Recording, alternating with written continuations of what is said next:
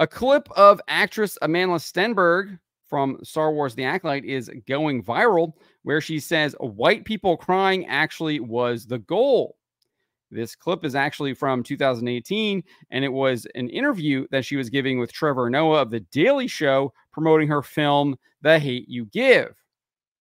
However, the clip does probably explain why Lucasfilm hired Stenberg and shows just how insidious the woke ideology is and how it takes over Hollywood and our culture and how Hollywood uses it to turn people into mind slaves.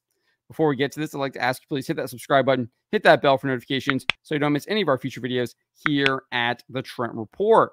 Wrote this up over at thatparkplace.com.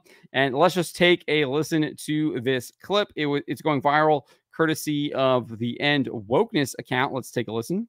When people watch The Hate You Give, what do you want them to walk away with? Because I know everyone has a slightly different feeling.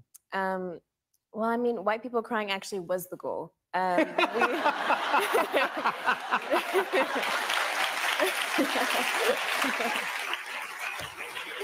was the goal. So that is the clip that is going viral. There is a little bit more context to this. If you're unfamiliar with this film, The Hate You Give, Stenberg plays a black teenager who goes to a predominantly white high school. She's at a party. Her friend Khalif, I guess, who's another black man or a black teenager, decides to drive her home. They're pulled over by police for, I guess, like a taillight or something being out, or a blinker being out or something like that. The Khalif and the police officer have a disagreement. The officer then believes that Khalif is going to pull a gun when he reaches back into the car. I guess he's actually trying to get like a hair pick or a comb or something like that. And he's shot and killed by the police officer. And then obviously the movie then goes on from there, discussing how it affects the various different people in the community that the film is set in. So while discussing this film, this is what Stenberg had to say. So it's based on this book by Angie Thomas, which is incredible, and I highly suggest that you read it if you haven't. But it's supposed to be a tool of empathy. So oftentimes we see these events portrayed on the news and in media, but usually they're misconstrued, or there are at least postulated so that they don't fully humanize the people of color who are killed and affected by these events. So that's what this is supposed to be a tool to do. It's supposed to ground it in a personal narrative, and hopefully people will have a sense of empathy because of that. And so far, it's been really successful. We have a lot of white people crying, which is great. I've never seen so many white people crying before. It's amazing. So we would also get some more information after that clip. This is kind of immediately after. This is what she says immediately after the clip from End Wokeness. She says this: we wanted to make sure that, those who, have been affected by the way in which the media misconstrues these events actually have a real sense of empathy and are able to place themselves into the shoes of our communities and understand that these are not just news events. These are happening to real people. They affect us in really deep and pervasive ways. And then in terms of how it affects people of color, we wanted this to be a space within which we could be ourselves and see ourselves represented and feel validated by that, and maybe process some feelings that we don't ever have the opportunity to move through.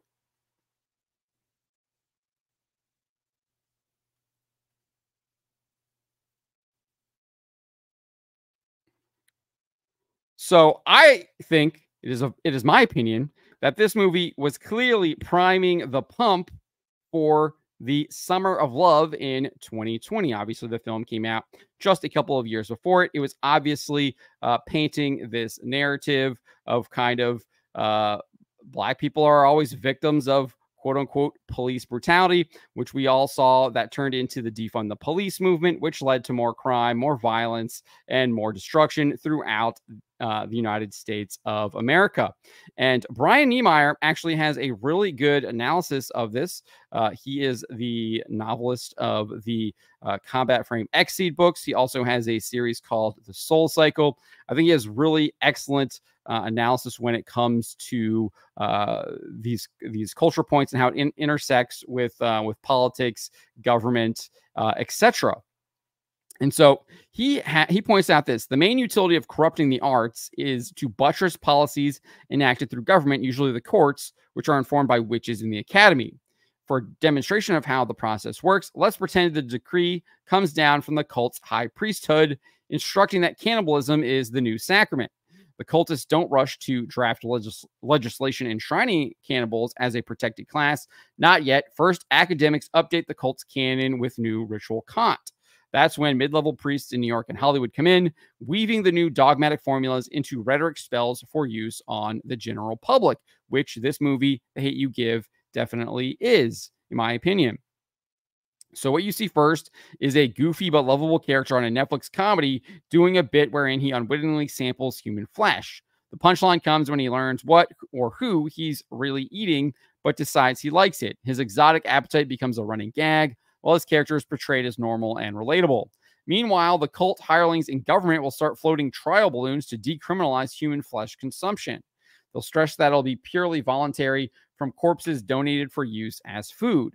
You can be certain that a main selling point will be cannibalism's efficacy at fighting climate change.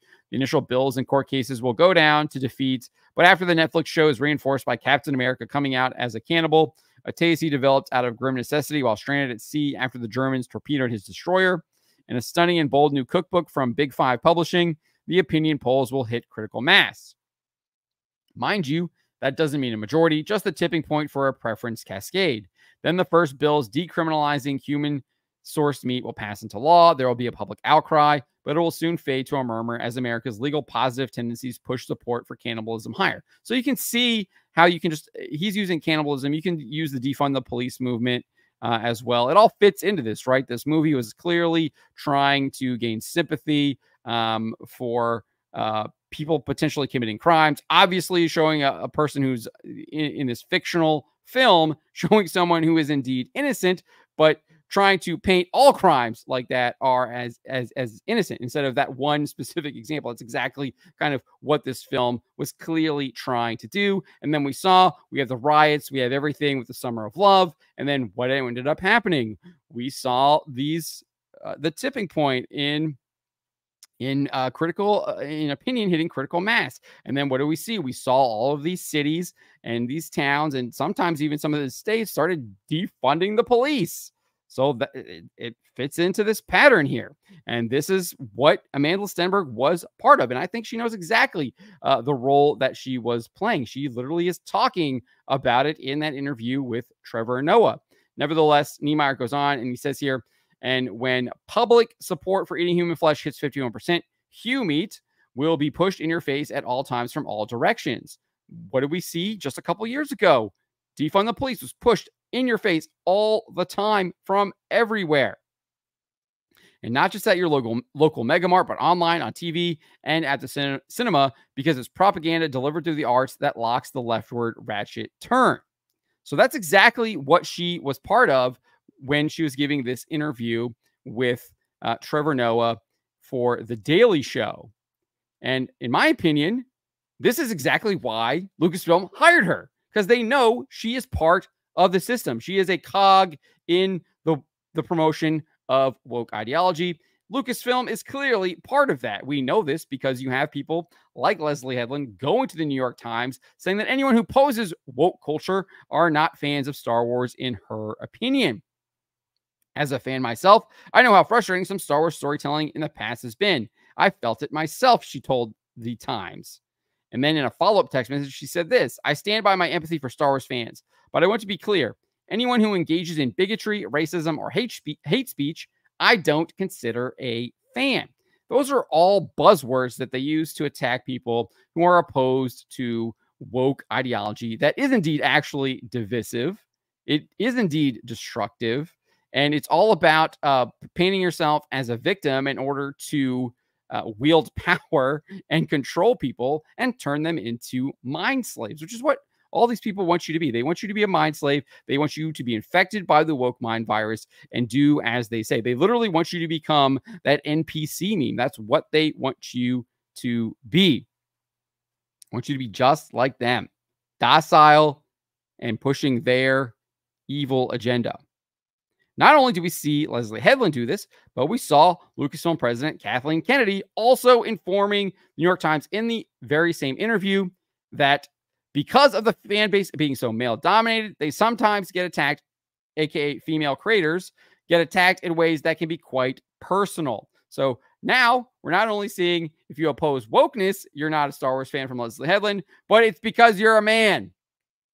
And if you criticize Star Wars and their garbage that they're putting out, you criticize shows like The Acolyte, and you happen to be a man, and the woman created it, you're just a terrible person and you're a misogynist. That's what Kathleen Kennedy is saying here. And we've also seen this from the official Star Wars account, right? They have literally defended people that call all white people racists. One of their employees, Christina Ariel, posted this in 2020. White people effing stop it. Your racism won't save you. Your ignorance is not an excuse. In June 2020, she said this, just a reminder that white women are just as complicit in the upholding and enforcing white supremacy. What is she responding to here? President Donald Trump's press secretary, Kayleigh McEnany, describing the coronavirus as Kung flu. That is what she's saying is white supremacy. These people are lunatics.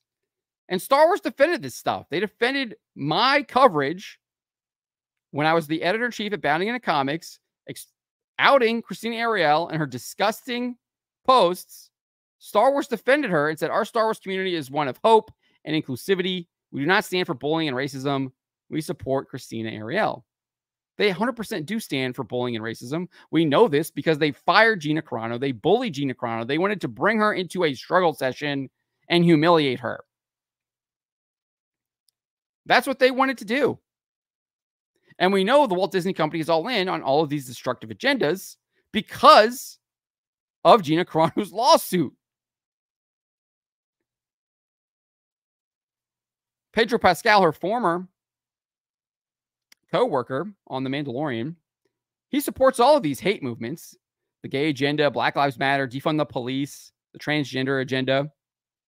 Here's just one post he put to Instagram of Bert and Ernie, Black Trans Lives Matter sign, like demon flag, defund the police sign down here up next to the rubber ducky. He's got it all in this single cartoon image. And Disney supports all of this. They absolutely do. And Carano's lawyers noted this in their rebuttal to the Walt Disney Company's motion to dismiss. They said today's Disney values may well embrace Pedro Pascal and Mark Hamill, comparing supporters of former President Trump to the Nazis while opposing the comments made by Carano. I think you can also put in all this other stuff too. The demon flag, Black Trans Lives Matter, yada, yada, yada. Not just comparing supporters of former President Trump to the Nazis. I'm not sure if Hamill has done all this stuff, but we know Pascal has done it. You go through his Instagram, he's got Black Lives Matter. He's got all kinds of demon flags. He's got it all over his Instagram page. I think this one just has it all in it. That's why I chose this one to use as an example. But this is what Carano's lawyer said. And no one disputes defendant's ability to express their agreement with the former and their disagreement with the latter. So even Carano's lawyers note that Disney is actually agreeing with all of these actual hateful agendas and movements. The Walt Disney Company literally promotes this stuff. We know this. They literally were opposing a bill trying to ban. It passed in the state of Florida. The Parental Rights and Education Bill banned the teaching of gender identity and sexual orientation for children in kindergarten through third grade. The Walt Disney Company was opposing that bill. They wanted those things taught to children. This is an evil company. They want to push all this stuff. Amandla Stenberg clearly was pushing it in that interview with Trevor Noah. That's why she is the star of the show. Because this is what the Walt Disney Company does. This is what Lucasfilm does. They push all of this evil stuff. That is the purpose of this company now, is to push this evil stuff. I mean, this is how evil it is. This is what the Black Lives Matter movement actually advocates. They advocate dismantling cisgender privilege and uplifting Black trans folks, especially Black trans women, who continue to be disproportionately impacted by trans antagonistic violence. There's no such thing as transgender. You're a man or a woman. You can't transition between the two. God made you man. God made you woman. No matter the surgeries, no matter the drugs, you can't be changed. That's all a lie. But these people want to use this to dismantle, quote unquote, cisgender privilege. That's a slur. I don't even, what does that even mean? I don't even know what that is.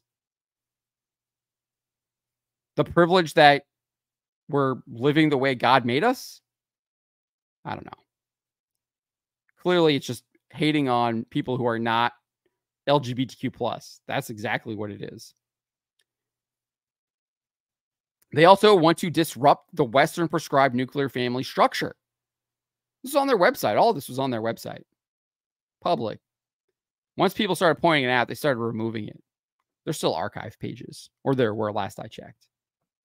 This is all on there, though. It was all on there. They want to attack families. They don't like families. They don't like the basic unit of society. Because if you can destroy families, you can make people mind slaves. It's much easier to destroy people when they have no connections with anyone else. And that's exactly what they set out to do. And this is what the Walt Disney Company is trying to do too. So they're trying to do to your kids, trying to do to you. We've also seen Lucasfilm accuse their own fans of being racist before. They did this when they were promoting Obi-Wan Kenobi. They even rolled out actor Ewan McGregor, who was an executive producer on the show. He absolutely humiliated himself in this car video. They're trying to they stuck him in a car to make him look more sympathetic. It's absolutely humiliating. Just straight up lying. But he said this: it seems that some of the fan base from this influential fan base have decided to attack Moses Ingram online and send her the most horrendous racist DMs. And I heard some of them this morning, and it just broke my heart. Ingram shared 4 DMs. 3 of them were basically just criticizing Disney's DI casting quotas, which are there's a EEOC complaint filed by America First Legal against the Walt Disney Company for their casting quotas. So there might potentially be a lawsuit in the future, and these casting quotas might actually be proven to be illegal. And that's what people were criticizing, sending her DMs criticizing her. And those were the ones she shared. There was one that was borderline, but you needed a little bit more context, and the person didn't provide any. So you don't know whether or not they were actually what their intent was behind it. Nevertheless, McGregor went on and says, Moses is a brilliant actor. She's a brilliant woman, and she's absolutely amazing in the series. She brings so much to this series. She brings so much to this franchise, and it just sickened me to my stomach to hear this had been happening. Again, if you looked at these posts, you'd see that this is a complete and utter lie. They just don't match up to what he's saying here. I just want to say, as the leading actor in the series, as the EP on the series, that's executive producer, that we stand with Moses. We love Moses. And if you're sending her bullying messages, you're no Star Wars fan in my mind. There's no place for racism in this world, except you literally employ Christina Ariel, who's an actual racist against white people. Right there. Very, very clear. But this is why they probably hired Amandla Stenberg, because she buys into all this stuff. She buys into the whole gender stuff. She claims to be non-binary and all this stuff. She pushes defund the police narratives in her movies, previous movies. She's trying to emotionally manipulate people, get white people crying so that they can have their summer of love 2 years later and then get their defund the police movement's really going so they can destroy families. So they can let crime grow, have more people get shot and killed, and let gangs and thugs run towns and cities. It's all connected. It's all connected. This is absolutely sick, absolutely disgusting. The Walt Disney Company is part of it. And they need to be opposed. This stuff needs to be exposed, and it needs to be opposed. So I appreciate N Wokeness for bringing this to light. I think he should have probably provided a little bit more context to it so people aren't jumping to reaction. Something I'll admit I initially did.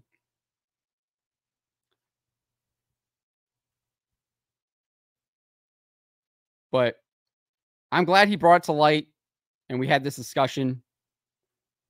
So I want to leave it to you guys. What do you guys make of this? Let me know in the comments below. Remember to always be charitable, especially to each other, but to always speak the truth.